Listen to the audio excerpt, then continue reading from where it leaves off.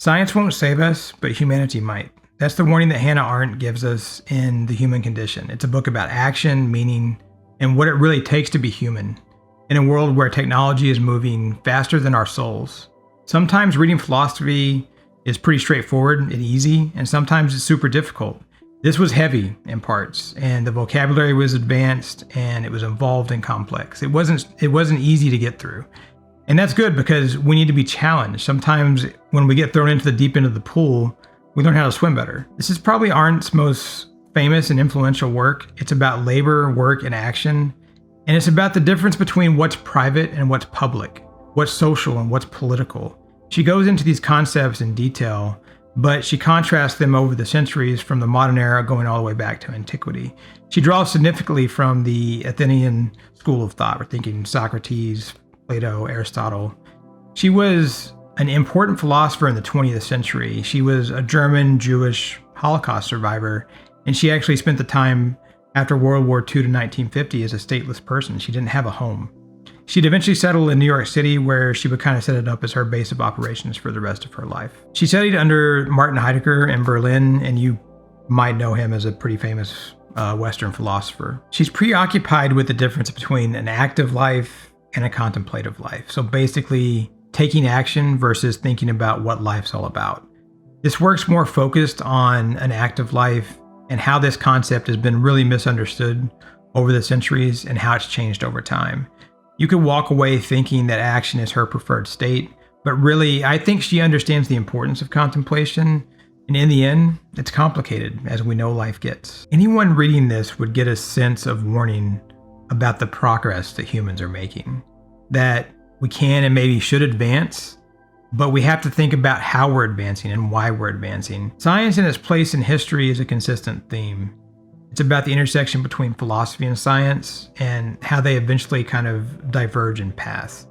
And she's making a point that science has become so advanced that we can't really understand it as lay people and just regular human beings because it's become so advanced, and the language that we use has become so departed from what science is talking about. She talks about when humankind gets to a point where we lose sight of where we are because of the advancement of science and how little we understand it.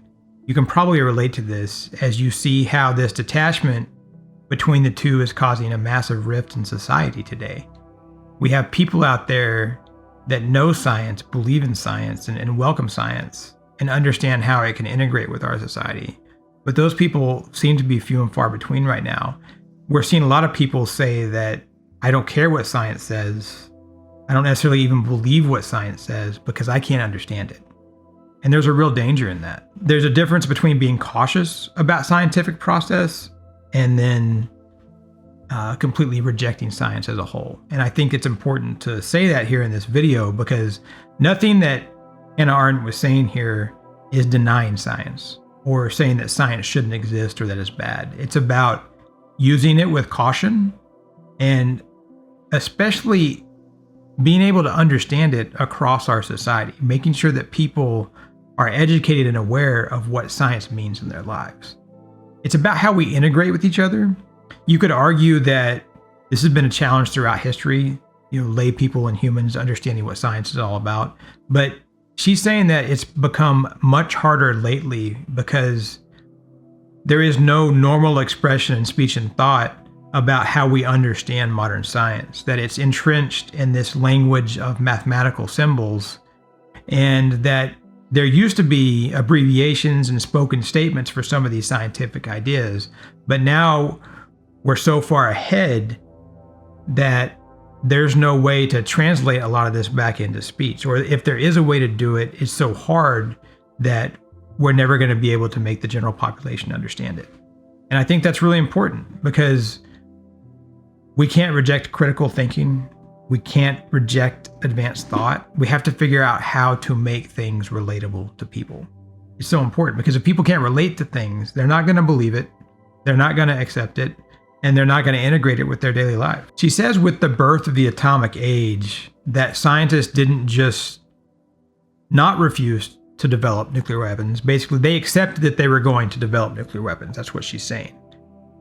But in their naivete, they didn't understand that once these atomic weapons were developed, that these same scientists that developed them would become the last people that would be consulted about how they were used. And we know that's true. If you go watch the movie Oppenheimer, you can see a glimpse of this.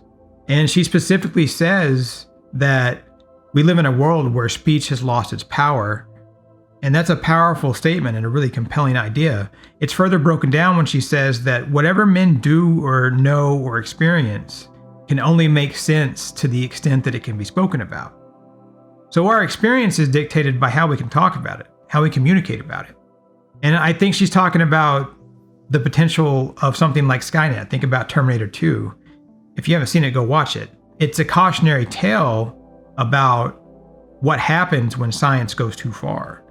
And maybe someday we will need John Connor to come save us all. Scientists have these ideas and dreams about what they can realize and what they can affirm. What can they make real? Okay, I think I can do this.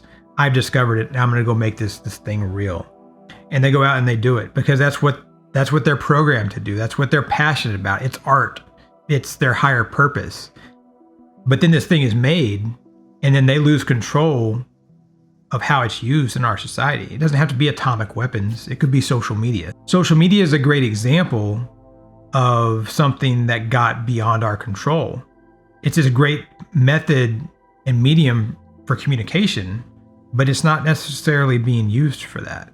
It's being used to influence the population, and algorithms are being purchased by third parties to get these people to think what they want them to think. And that's very dangerous. It's potentially more dangerous than atomic weapons because it completely influences society. And actually it goes back into how people don't understand, believe, or acknowledge science in their lives. We have people out there that are programming these algorithms to get people to not believe that. So it really gets into what Hannah Arendt's talking about here. The universe would love if you'd hit the watermark in the lower right-hand corner and give us a sub. As a philosopher, Hannah Arendt believes in science. It's part of her occupation. She's studied it and she knows it. But she's also highlighting the dangers that are posed to humankind. We have this scientific technology that is so advanced, it supports the laboring and dulling of the collective consciousness. And remember, she's writing about this before the internet, before social media. This is decades ago. And she's basically saying that humanity is in competition with technology at times. And that the technology, if you want to see it this way, the technology of humanity, of humankind, of that thing that makes us what we are, our soul, is lagging behind the technology that we're studying in rock hard science. Science isn't going to save you. Our humanness and our humanity may save us. And this is a critically important concept. If you don't wake up, you won't just be assimilated, you will stay assimilated. And it's already happened, and society's grip on you is only going to strengthen. Science is moving fast. It's possibly a runaway train. The problem isn't that, though. It's that we have to turn inward and looking at the science and understanding of who we are. That's spirituality. And the spiritual journey you don't have to look at that and say, there's nothing scientific about that. I mean, the social sciences, philosophy, spirituality, these are scientific endeavors. Trying to understand base consciousness and science trying to do that is no different than a metaphysical philosopher trying to figure out what base consciousness is. In fact, both sides probably have answers to that question. So look inward. But our look inward hasn't kept pace with that other side of science. This creates a critical imbalance, and this is a balance that we deeply need. Imagine if we were focused on spirituality or philosophy as we were on STEM. And I'm not saying that we should ignore science, technology, and math. I'm saying, why not both? Why can't we study inward as much as we're studying the world around us? The question isn't so much can we, but should we? There's all these things we can do, but should we do it? She addresses the fact that science has really moved away from asking why, and has started to focus on the how things occur. Okay, let's explain that, and let's ignore the why. Yes, of course, science does still explore the why sometimes, but not as much as it used to. And the why matters to us. Without the why, science is less. Humanity is less. We're all less. And if we can get a bit esoteric with it here, Arendt asks how we deal with the science of things. We've turned away from examining the natural order, and we've become so concrete in how we look at things. And science has become built on ideas. It's an idea built on an idea built on ideas. And this ignores the human mind as this experimental realm.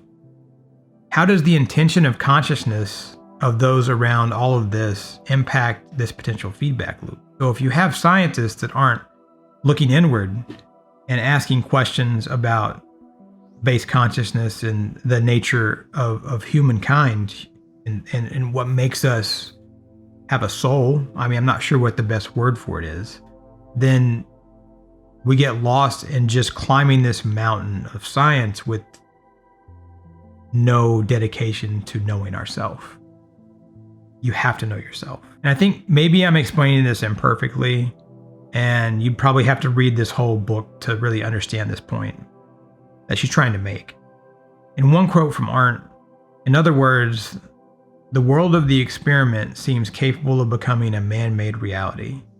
And this, while it increases man's power of making and acting, even of creating a world far beyond what any previous age dared to imagine in a dream, and unfortunately puts man back once more, and now even more forcefully, into the prison of his own mind, into the limitations of patterns he himself created. So what she's saying is, as we build science upon itself, and we keep progressing with the how, and we forget the why of who we are, then we become a prisoner of this system, of society, because we're not asking questions about the origin of self. We're just depending on all of this technology that science keeps feeding us. And we're not using it with intention, and we're not using it with awareness. Is she asking if we're prisoners in our own constructed reality? I think she probably is. And part of the spiritual path is understanding that we become prisoners of this reality. And then you have to figure out what base consciousness actually is beyond this constructed reality. Maybe this speaks to a loss of perspective. The great machines and devices of this modern atomic era are amazing things. They've changed all of our lives. In many ways, they've made our lives better. But if we don't look at it with perspective, it's dangerous. What's the process of all this in nature, in the natural order of things? How do we balance all of this and still live peacefully with Mother Earth? We've really detached ourselves from nature. We've forgotten that we are nature. We think we're out in nature sometimes, but usually we're in our homes. But we are nature. We're always nature. We're part of it. I believe on this, Arendt writes that we have left nature behind, and we've done it at our own peril, because nature lives and breathes. I don't want you to ever forget that. We're part of this amazing living, breathing thing in Mother Earth and the universe. Science is about finding solutions, and yet science often misses the actual solution. What about solving the human equation? How do all of these sciences come together to enhance, enlighten, and enrich humankind? And how do we integrate that with nature? How do we integrate ourselves back into nature, knowing that we're a part of nature? Science won't save us. Humans will. You will save yourself. No one's going to come save you. I think that's probably one of the most important things about a spiritual journey, is we can't sit around waiting for someone else to save us. That's not going to happen. You can save yourself. You're the person most capable of saving yourself, even if you don't think that. You absolutely are. She has a concern to have people see the potential in every single human being, that often we end up in a system that has no outlet. She says that we don't have connection to improve or define the whole. She's talking about economics in modern society and that they dominate politics and human self-consciousness. She wishes that humans would see the ability to thrive as individuals within the whole, and for the two to exist in harmony. So you'd have society, you would have the individual, and both will be able to coexist peacefully. And she thinks that this could be potentially an insurmountable challenge, that there's this endless cycle of production and consumption in modern society that's this huge theme. And she sees it as binding us to this system where we don't have thought and we also don't have action. And she obviously discusses the importance of action. That's kind of what this book's about. She goes back to Galileo, proving that Copernicus was right about his theory, and that Galileo did this by acting. He used something very human, a human invention in the telescope, and showed that life action is this amazing thing. It's more complicated than that, but she also sees Galileo as a turning point in human development and one that shaped us into the modern era that we're in right now. But action isn't some supreme quality that deserves to happen without thought, because an action is possibly infinite. This is going to be really important here. When we act, it doesn't stop with some single cause and effect. The act causes something to happen, and then something happens from that, and that keeps going. And that keeps going till the end of time, until the end of the universe, if the universe has an end. That's cause and effect. You might know it as the butterfly effect, where you're completely changing the world by changing yourself. Each of us has the ability to go out and do something, to act. And when we do this, we're changing the world in meaningful ways. And you might not think about it, but every single thing you do changes everything that happens for the rest of eternity. Forgiveness becomes an important concept in the realm of action. Arendt goes back to Jesus Christ and the importance of forgiveness and how unique forgiveness is in our world. If actions are this chain reaction of infinite cause and effect, then she sees forgiveness as one of the few things that might interrupt this persistent change of events. And so it has a special place in the world. So if you're breaking the chain of action in the universe by forgiving, that would make it a great act. You're also giving intention and order back to the chaos of the universe. You're creating balance. So when you forgive, you're literally creating balance in the universe. You're creating balance within yourself, because yourself, your inner self, is the universe. And I thought this was a particularly beautiful part of the book. When she divides labor from work and action, she sees it as these things that we do day to day. It's not something that results in something. She's not saying that it's the act of doing. She's separating it from work. Work to her results in a man-made something. Product, art, a tool.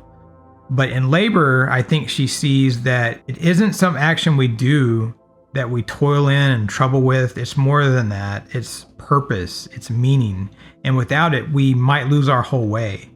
I honestly see her take on labor as something similar to swadharma, or natural duty. It's something that I read about in the Bhagavad Gita. It's something that we may see as a burden. But if you do it rightly, and it's your calling, then suddenly this thing that could have been a burden is a joy, because it's what you're meant to do. It's what we're meant to do.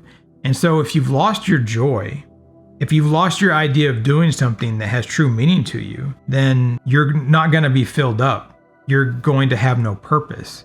So I'd say to you, know your purpose in life. Ask yourself, what's my higher purpose? That's your Dharma.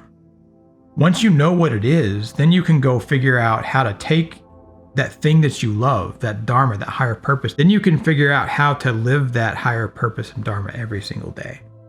That's when you're going to find your flow in the universe. There are probably dozens, if not hundreds, of ways that you could read this book or take away from what she's writing.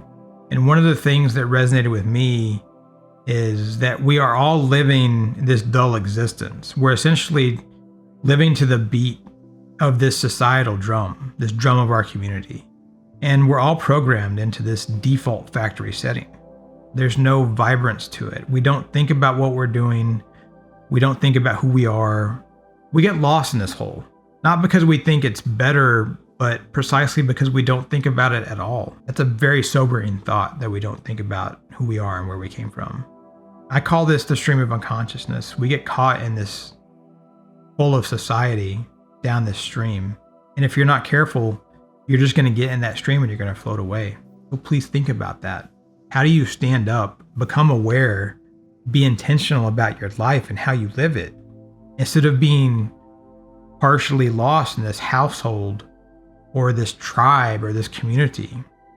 Don't be lost in society. Know yourself. Find yourself. And on speaking of action within society, Arendt says, instead, society expects from each of its members a certain kind of behavior, imposing innumerable and various rules, all of which tend to normalize its members, to make them behave, to exclude spontaneous action or outstanding achievement.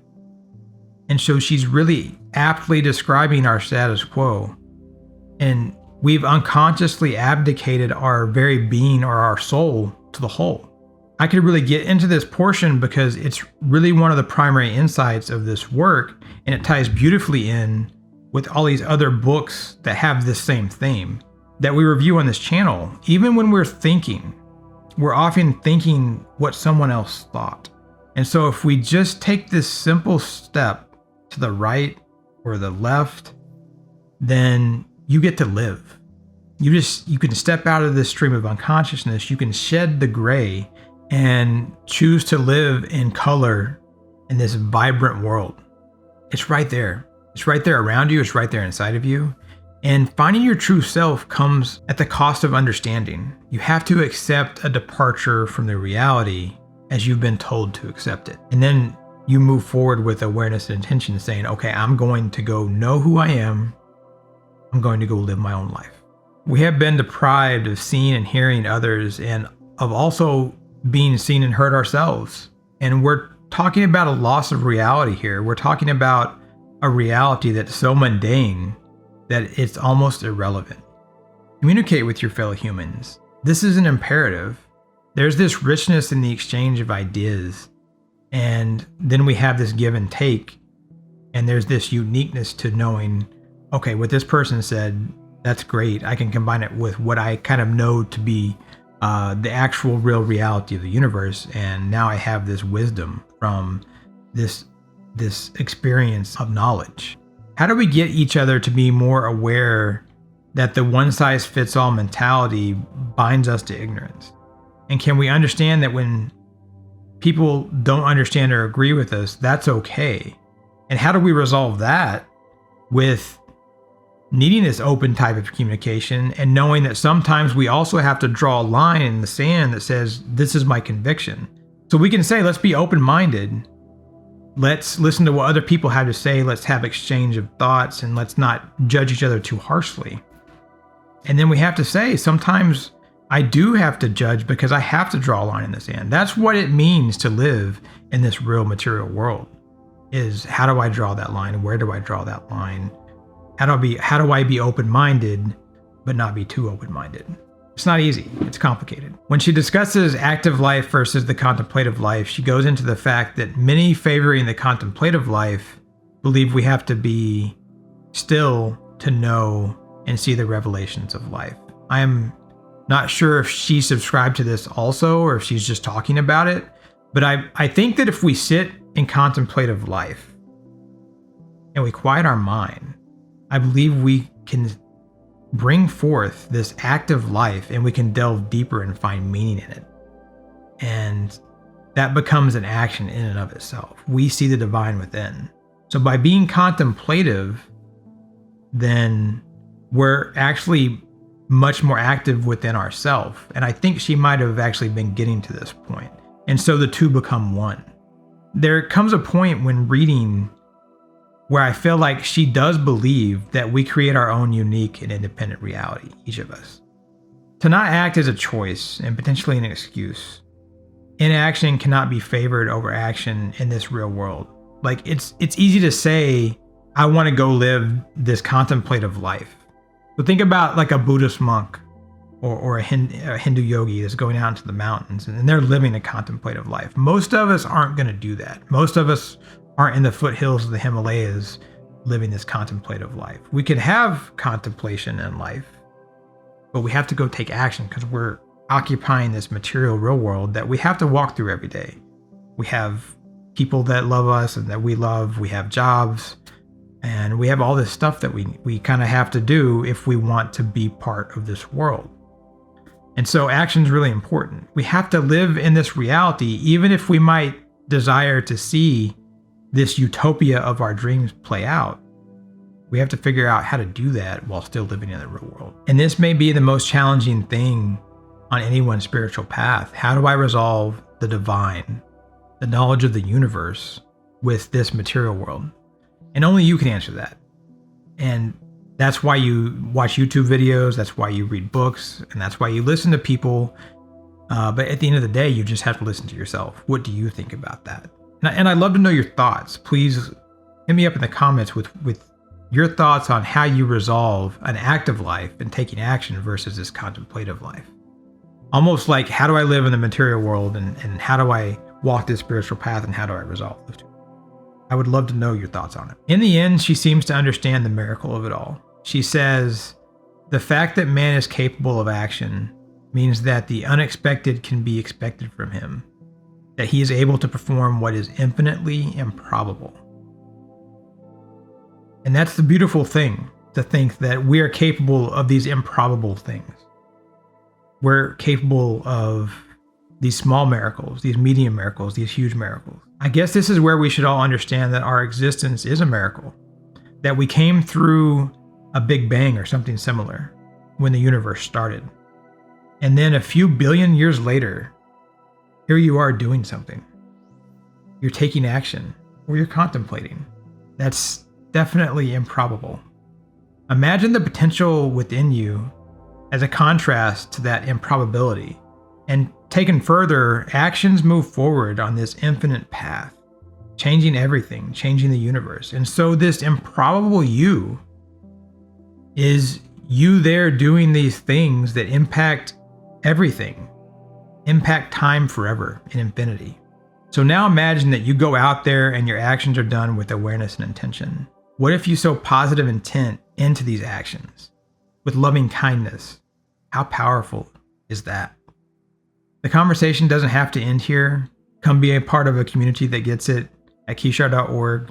Please like this video if you want us to keep making content just like this. And until next time, I wish you peace on your journey.